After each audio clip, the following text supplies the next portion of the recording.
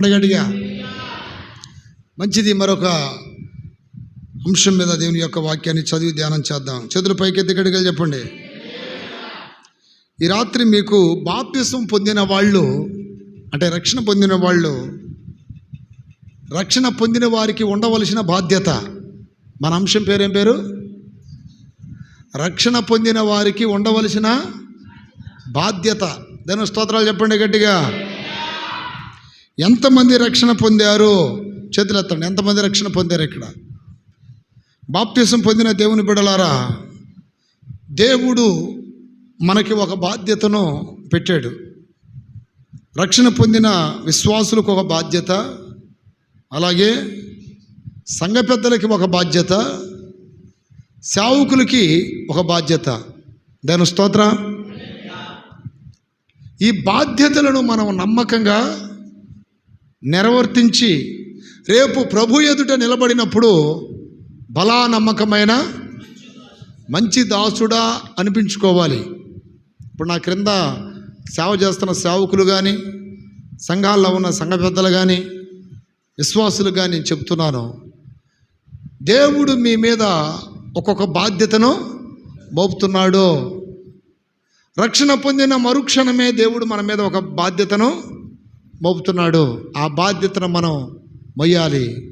ఎన్ని రకాల బాధ్యతలు మొయ్యాలి అన్నది ఈ రాత్రి నేను 7 విషయాలు మీకు చెప్తాను. ఎన్ని విషయాలు? 7 అంశాలు మీకు చెప్తాను. జాగ్రత్తగా దేవుని యొక్క మాటలు మీరు నేర్చుకోవాలి. దేవుని స్తోత్రాలు చెప్పండి గట్టిగా. రక్షణ పొందిన ప్రతి దేవుని బిడ్డకి ప్రథమ బాధ్యత ఏంటంటే, రక్షణ పొందిన వారి కొరకు ప్రార్థన చేయటం. చెప్పండి. రక్షణ పొందిన ప్రతి దేవుని బిడ్డకి ప్రథమ బాధ్యత ఏంటి? రక్షణ పొందిన విశ్వాసులందరి కొరకు, సేవకుల కొరకు, సంఘ పెద్దల కొరకు ప్రార్థన చేయాలి. ఎఫెసీయులకు రాసిన పత్రిక 6వ అధ్యాయం 18వ వాక్యం. హల్లెలూయా. 6:18 త్వరగా చదవాలి. అక్కడ ఏమని రాయబడిందో తెలుసా? దాని స్తోత్రం కలుగునగాక. 6:18 ఆత్మ వలన ప్రతి సమయమందును ప్రతి విధమైన ప్రార్థనను విజ్ఞాపనను చేయుచు ఆ విషయమై సమస్త పరిశుద్ధుల నిమిత్తమును పూర్ణమైన పట్టుదలతో విజ్ఞాపన చేయుచు మెలకువగా ఉండుడే. దాని స్తోత్ర. దేవుని సంఘానికి దేవుడు మొట్టమొదటిగా పెడుతున్న బాధ్యత ఏంటంటే, పరిశుద్ధులందరి కొరకు మనం ప్రార్థన చెయ్యాలి. మనతో రక్షణ పొందిన వారు, మనకు ముందు రక్షణ పొందిన వారు, మన తర్వాత రక్షణ పొందిన వారు, రక్షణ పొందబోయే వారు కొరకు మనము బాధ్యతగా ప్రార్థన చేయాలని దేవుని యొక్క వాక్యములో అపోస్తులుడైన పౌలు అంటున్నాడు. ఆత్మ వలన ప్రతి సమయమందును ప్రతి విధమైన ప్రార్థనను విజ్ఞాపన చేయుచు ఆ విషయమై సమస్త పరిశుద్ధుల నిమిత్తము పూర్ణమైన పట్టుదలతో విజ్ఞాపన చేయాలంట. పూర్ణమైన పట్టుదలతో అంటే ఏంటి? సహజంగా ప్రార్థనలో కూడా స్వార్థం ఉంటుంది. వారికి సంబంధించినవి అయితే బాగా పట్టుదలగా ప్రార్థన చేస్తారు, గంటలు చేస్తారు, రోజుల తరబడి చేస్తారు. కానీ ఇతరుల కొరకు ప్రార్థన చేయాలని దేవుడు చెప్తున్నాడు కదా. ఈ విషయంలో మాత్రం వాళ్ళ కొరకు నేను ఎందుకు చేయాలి? వాళ్ళ కొరకు నేను ఎందుకు కన్నీళ్ళు విడవాలి? వారి కొరకు నేను ఎందుకు ఉపవాసం ఉండాలి? ఎందుకు మొర్ర పెట్టాలనే ఒక స్వార్థము చాలామంది దేవుని బిడ్డలలో ఉంటుంది. ప్రియ దేవుని బిడ్డలారా, రక్షణ పొందిన ప్రతి దేవుని బిడ్డ కొరకు మనం ప్రార్థన చేయదము గాక. స్తోత్రాలు చెప్పండి గట్టిగా. సమస్త పరిశుద్ధుల నిమిత్తం పూర్ణమైన పట్టుదలతో మనం ఏం చేయాలి? భారం కలిగి ప్రార్థన చేయాలి. చేతుల పైకెత్తి గట్టిగా చెప్పండి. చేతుల పైకెత్తి గట్టిగా చెప్పాలి. హల్లెలూయా. అందుకని మొట్టమొదటిగా మనం పరిశుద్ధుల నిమిత్తం ఏం చేయాలి? పూర్ణమైన పట్టుదలతో విజ్ఞాపన చేయాలి. ఇప్పుడు విజ్ఞాపన బైబిల్ గ్రంథంలో ఎవరు చేశారో తెలుసా? విజ్ఞాపన ఎవరు చేశారో తెలుసా? దానియేలు చేశాడు. దేవుని స్తోత్రం. తన పితరుల కొరకు ప్రార్థన చేశాడు. వారు బబులోను చెరలో ఉన్నప్పుడు ప్రార్థన చేశాడు, ఉపవాసాలు ఉన్నాడు, కన్నీళ్ళు విడిచాడు. వాస్తవానికి దానియేలు పరిశుద్ధుడు, పాపం లేనివాడు, దోషము లేనివాడు, నమ్మకమైన వాడు, ఎంతో పవిత్రమైన వాడు, మోకాల ప్రార్థనా వీరుడు. కానీ ఒక దినాన తన వారందరి కొరకు ప్రార్థన చేస్తున్నట్టుగా దానియేలు గ్రంథంలో రాయబడింది. దేవుని స్తోత్రాలు చెప్పండి గట్టిగా. హల్లెలూయా. దానియేలు గ్రంథము 9వ అధ్యాయం మీరు చదువుకోగలిగితే 3వ వాక్యంలో రాయబడింది, అంతటా నేను గోనెపట్ట కట్టుకొని ధూళి తన తలపైన వేసుకొని ఉపవాసం ఉండి ప్రార్థన విజ్ఞాపనలు చేయుటకై ప్రభువుకు దేవుని ఎదుట నా మనస్సును నిబ్బరము చేసుకుంటుని. చతుర పైకెత్తి గడిగలు చెప్పండి. హల్లెలూయా. మీరు ఆ అధ్యాయం మొత్తం చదవగలిగితే దానియేలు తన కొరకు ప్రార్థన చేసుకున్నట్టు బైబిల్లో లేదు. చెరలో ఉన్నారన్నమాట. ఏ చెర ఇది? బబులోను చెర. అప్పుడే దీని బిడ్డలారా, ఇజ్రాయెల్ దేశం నుండి బబులోను చక్రవర్తి వచ్చి ఇజ్రాయెల్ ప్రజలని, యూదులని ఇంచుమించు 70 సంవత్సరాలు చెరలో బంధించాడు. దేవుడు ఇర్మియా ద్వారా ముందే చెప్పాడనమాట. ఏమని? 70 సంవత్సరాలు జరిగిన మీదట నా ప్రజలకి నేను విడుదల ఇస్తానన్నాడు. అయితే ఇప్పుడు 70 సంవత్సరాలు జరిగిపోయినా సరే విడుదల కలగనప్పుడు ప్రార్థన చేస్తున్నాడు. ఏమనంటే, అయ్యా ఇర్మియా ద్వారా మీరు చెప్పిన ఆ 70 సంవత్సరములు పూర్తయినాయి కదా, ఆ సంవత్సరాలు సంపూర్ణమైన ఇంకా విడుదల కలగలేదేమిటి అని 3 దినాలు అన్న ఆహారాలు మాని, నీళ్లు మాని, మాంసాలు మాని, సుఖ సౌఖ్యాలు మాని ప్రభు ఎదుట కూర్చొని విజ్ఞాపన చేస్తున్నప్పుడు దేవుడు అంటున్నాడు, దానియేలు నీవు బహుప్రియుడవు. 9:23 చూడండి. నీవు బహుప్రియుడవు గనుక నీ విజ్ఞాపన చేయును ఆరంభించినప్పుడు ఈ సంగతి నీకు చెప్పుటకు ఎల్లవలనని ఆజ్ఞ బయలుదేరాను. చేతుల పైకెత్తి గడిగలు చెప్పాలి. దానియేలు తన పితరుల కొరకు ప్రార్థన చేశాడు, విజ్ఞాపన చేశాడు. ఈ రోజున నీతో కూడా రక్షణ పొందినవారు, రక్షణ పొందుతున్న అనేక మంది దేవుని బిడ్డల కొరకు విజ్ఞాపన చేయాలి. అయ్యా ఇదిగో ఈ కారుణ్య పీస్ మినిస్ట్రీస్లో అనేక మంది రక్షణ పొందారు, అనేక ప్రాంతాల్లో ఉన్నారు. వారు పడిపోకుండా, చెడిపోకుండా, వారు రక్షణ కోల్పోకుండా, గురి దర్శనం పోగొట్టుకోకుండా కడ వరకు నీ కృపలో ఉండులాగున నీ మహిమగల రాకడలో సంపూర్ణ సిద్ధి పొంది ఆ కడబోర శబ్దం వినబడినప్పుడు రేపపాటున నిన్ను ఎదుర్కోగలిగిన శక్తి నీ బిడ్డలకు దయచేయి ప్రభు అని ప్రతిరోజు విజ్ఞాపన చేయాలి. అన్ని సంఘాలను జ్ఞాపకం చేసుకోవాలి. వేరే కాదు, కేవలం మన పరిచర్యలో ఉన్న వారి కొరకేనా? కాదు. సర్వ ప్రపంచంలో ఉన్న సకల పరిశుద్ధుల నిమిత్తం మనం ప్రార్థన చేయాలి. ఈ ప్రార్థనలంట మనకి పట్టుదల ఉండాలంట, రోషం ఉండాలంట.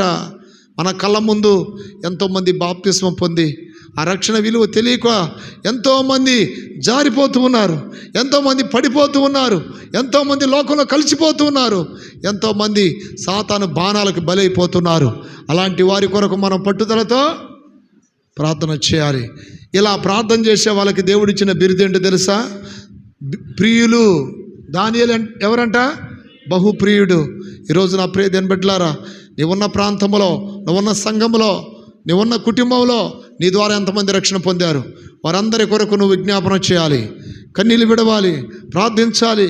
వారు ఆత్మీయంగా బలపడినట్లు, వారు ఆత్మీయతలో రగులునట్లు, ఆత్మీయతలో మేలుకొలపబడినట్లు, ప్రభు రాకడ సిద్ధపడినట్లు మనము బలహీనుల కొరకు, ఎనగబడిపోయిన వారి కొరకు, దిగజారిపోయిన వారి కొరకు కన్నీళ్ళు విడిచి ఏం చేయాలి?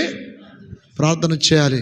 అలా దానియేలు ప్రార్థన చేయటం వలన దేవుడు అంటున్నాడు, నీవు బహుప్రియుడవు. ఏమన్నాడు చెప్పండి? ఇతరుల కొరకు చేసే వాళ్ళందరూ బహుప్రియులే. చాలాసార్లు మనం మన కొరకే చేసుకుంటాం. కాదు, ఇతరుల కొరకు చేయాలి మనం.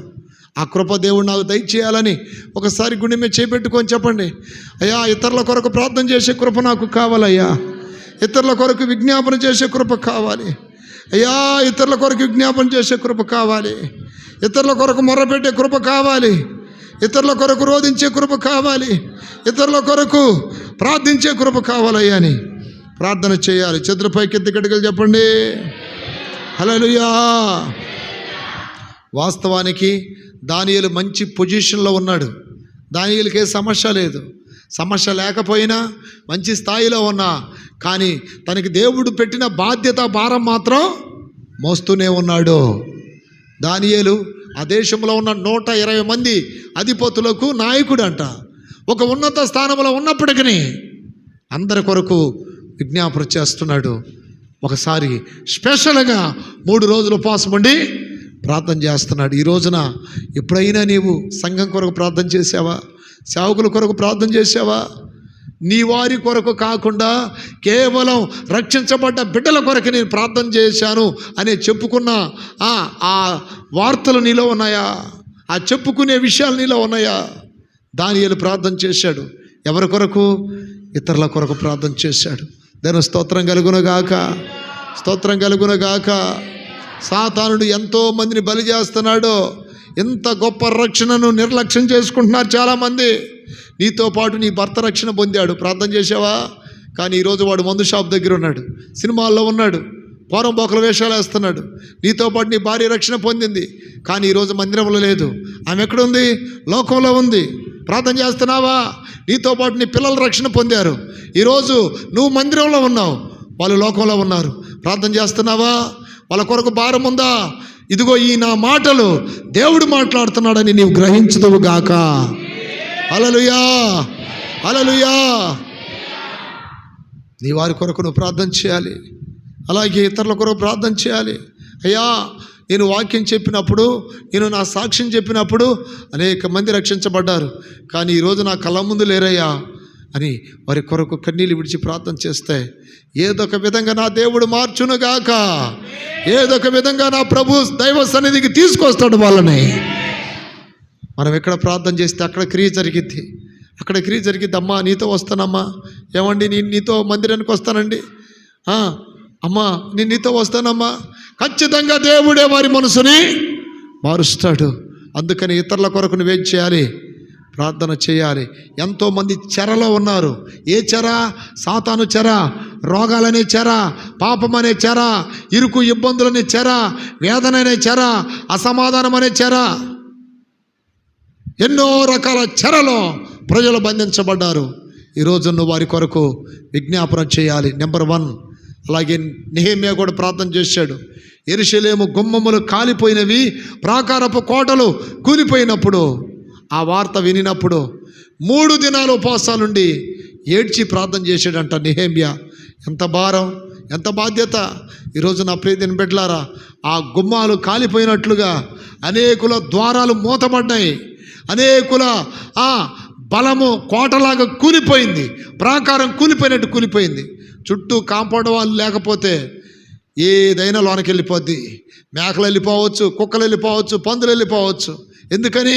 చుట్టూ ఏమి లేదు, ప్రాకారం లేదు. ఎంతోమంది ప్రాకారాలు కూలిపోయినవి, ఎంతోమంది గుమ్మాలు కాలిపోయినవి. వాళ్ళ నిమిత్తం నువ్వేం చేయాలి? విజ్ఞాపన చేయాలి. ప్రతి దేవుని బిడ్డకి కనీస బాధ్యత ఇది, కనీస బాధ్యత. ఈ బాధ్యత ఎలా ఉండగా ఇంకొక బాధ్యత ఉంది. ఏంటి తెలుసా?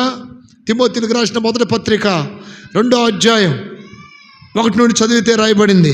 నేను స్తోత్రం కలుగును గాక. ఏమని రాయబడింది? మనము సంపూర్ణ భక్తియు 2:1 మనం సంపూర్ణ భక్తియు మాన్యత కలిగి నెమ్మదిగాను సుఖముగాను బ్రతుకు నిమిత్తం అన్నిటికంటే ముఖ్యముగా మనుషులందరి కొరకును, రాజుల కొరకును, అధికారుల కొరకును విజ్ఞాపనములను, ప్రార్థనలను, యాచనలను, కృతజ్ఞతాస్తుతులను చేయవలెనని హెచ్చరించుచున్నాను. ఏమండి, ఇక్కడ గమనించాలి. మనం సంపూర్ణమైన భక్తి, సగం భక్తి కాదు, సంపూర్ణమైన భక్తి చేయాలంటే, మాన్యత కలిగి నెమ్మదిగా ఉండాలి అంటే, సుఖముగా బ్రతకాలి అంటే, అన్నిటికంటే ముఖ్యముగా మనుషులందరి కొరకు ప్రార్థన చేయాలి. పరిశుద్ధుల కొరకు ప్రార్థన చేయటం ఒక బాధ్యత, మనుషులందరి కొరకు ప్రార్థన చేయటం ఒక బాధ్యత. అయ్యా నేను భారతదేశంలో ఉన్నాను, అయ్యా నేను ఇండియాలో ఉన్నాను. ఇండియాలో ఎన్ని రాష్ట్రాలు ఉన్నాయి? జమ్మూ ఉంది, కాశ్మీర్ ఉంది, అలాగే హిమాచల్ ప్రదేశ్ ఉంది, పంజాబ్ ఉంది, అలాగే చండీగఢ్ ఉంది, అలాగే ఉత్తరప్రదేశ్ ఉంది, మధ్యప్రదేశ్ ఉంది, మహారాష్ట్ర ఉంది, ఒరిస్సా ఉంది, ఛత్తీస్గఢ్ ఉంది, తమిళనాడు ఉంది, అలాగే కర్ణాటక ఉంది, ఆంధ్రప్రదేశ్ ఉంది, తెలంగాణ ఉంది, గోవా ఉంది, అలాగే కేరళ ఉంది, అలాగే మేఘాలయ ఉంది, నా ప్రియమైన బిడ్డలారా, మిజోరాం ఉంది, మణిపూర్ ఉంది, ఎన్నో రాష్ట్రాలు ఉన్నాయి. ఇదిగో ఈరోజు స్వేచ్ఛగా నువ్వు ఆరాధన చేస్తున్నావు, ప్రార్థన చేస్తున్నావు, వాళ్ళకి స్వేచ్ఛ లేదు. ఆ మధ్య మణిపూర్లో గొడవలు అయినప్పుడు ఇంచుమించు 570 చర్చిలు కూలగొట్టారు. ఈ మోడీ ప్రభుత్వం ఏం చేయలేకపోయింది, కనీసం ఒక్క మాట కూడా మాట్లాడాల. నా ప్రియమైన బిడ్డలారా, ఎంతోమంది ఆరాధన చేసుకోవడానికి స్థలాలు లేక ఇంచుమించు 40-50 కిలోమీటర్ల రోడ్ల మీద మంచి వర్షంలో చలిలో మోకాళ్ళలోంచి ప్రార్థన చేశారు. చూసారా? మందిరాలు ఉన్నప్పుడు ఒకవేళ ప్రార్థన చేశారో లేదో కానీ కొలగొట్టేశారు. అందుకని నా ప్రియమైన బిడ్డలారా, మంచి ప్రభుత్వం రావాలని ప్రార్థన చేయాలి. చేతుల పైకి ఎత్తి చెప్పండి. మంచి ప్రభుత్వం. ఏ మతస్థులని ఆ మతం చేసుకొని ఆ మతం సిద్ధాంతాలు పాటించనివ్వండి. ఏ గుళ్ళకి వెళ్ళే వాళ్ళని గుళ్ళకి వెళ్ళనివ్వండి, చర్చిలకు వెళ్ళే వాళ్ళని చర్చిలకు వెళ్ళనివ్వండి, మసీదులకు వెళ్ళే వాళ్ళని మసీదుకి వెళ్ళనివ్వండి. ఒకరి మతాల జోలి, ఒకరి కులాల జోలి, ఒకరి సిద్ధాంతాల జోలి ఎవరు వెళ్ళకుండా ఎవరు భక్తిని వాళ్ళు చేసుకొని పరమత సహనముతో నా ప్రియమైన బిడ్డలారా భూమి మీద బ్రతకాలని అలాంటి పరిపాలకులను, అంటే అలాంటి వాటికి సమ్మతించే పరిపాలకులు ఈ భారతదేశాన్ని ఏలుదురుగాక. పరిపాలించాలని మనం వారి కొరకు ఏం చేయాలి? ప్రార్థనలు చేయాలి. మంచి పరిపాలన లేకపోతే నా ప్రియమైన బిడ్డలారా చూడండి, ఇప్పటికే రాజకీయాలు ఎన్ని రకాలుగా మారిపోతున్నాయో ప్రజలకి ఏమి తెలియడం లేదు. రౌడీలు పరిపాలన చేస్తున్నారు, గోండాలు పరిపాలన చేస్తున్నారు, దేశాన్ని దోసుకునే వాళ్ళు పరిపాలన చేస్తున్నారు. నిజంగా ఇది మన కర్మ, దరిద్రం. దేవుని స్తోత్రం. మంచి పరిపాలకులు రావాలి. దానియేలు లాంటి మంచి పరిపాలకులు రావాలి. యోసేపు లాంటి మంచి పరిపాలకులు రావాలి. దావీదు లాంటి మంచి పరిపాలకులు రావాలి. దేశము నెమ్మదిగా ఉండునట్లు సొలొమోను లాంటి మంచి పరిపాలకులు రావాలి. సొలొమోను 40 ఏండ్లు పరిపాలన చేస్తే దేశంలో ఒక యుద్ధం కూడా జరగలేదంట. ఆమేన్. దేశంలో ఒక యుద్ధం కూడా జరగలేదు. అందుకని రాజుల కొరకు ప్రార్థన చేయాలి. అలాగే నా ప్రియమైన బిడ్డలారా అధికారులందరి కొరకు ప్రార్థన చేయాలి. అధికారులు అంటే ఎవరు? ఎంఆర్ఓలు ఉన్నారు, విఆర్ఓలు ఉన్నారు, ఎమ్మెల్యేలు ఉన్నారు, ఎంపీలు ఉన్నారు, ప్రెసిడెంట్లు ఉన్నారు, కౌన్సిలర్లు ఉన్నారు, అలాగే వార్డు మెంబర్లు ఉన్నారు. వీళ్ళందరి కొరకు ఏం చేయాలి? ప్రార్థన చేయాలి. ప్రజలను అర్థం చేసుకునేవాళ్ళు, ప్రజలు కష్టాలు కన్నీళ్ళు చూసేవాళ్ళు, వాళ్ళకి కనీస అవసరతలు తీర్చేవాళ్ళు, మంచి పరిపాలన ఇచ్చేవాళ్ళు. అర్థమైందా? నా పార్టీ వాళ్ళకే నేను సహాయం చేస్తా, నా పార్టీ వాళ్ళకే నేను మేలులు చేస్తాననే పరిపాలకులు ప్రజెంట్ పరిపాలిస్తున్నారు. దుష్ట పరిపాలనలన్నీ యేసు నామములో కొట్టుకొని పోవునుగాక. సమన్వయ పరిపాలన, అందరిని ఒకే దృష్టితో చూసే పరిపాలన కావాలి. దేశం మీద నా ప్రియమైన బిడ్డలారా ఆంధ్రాకు పట్టిన దరిద్రం ఏంటంటే 9 లక్షల కోట్లు ఉందంట అప్పు. 9 లక్షల కోట్ల అప్పు ఉంది. ఒక్క తలకాయ మీద ఇంచుమించు 6 లక్షలు 7 లక్షలు ఉంది ఇప్పుడు అప్పు.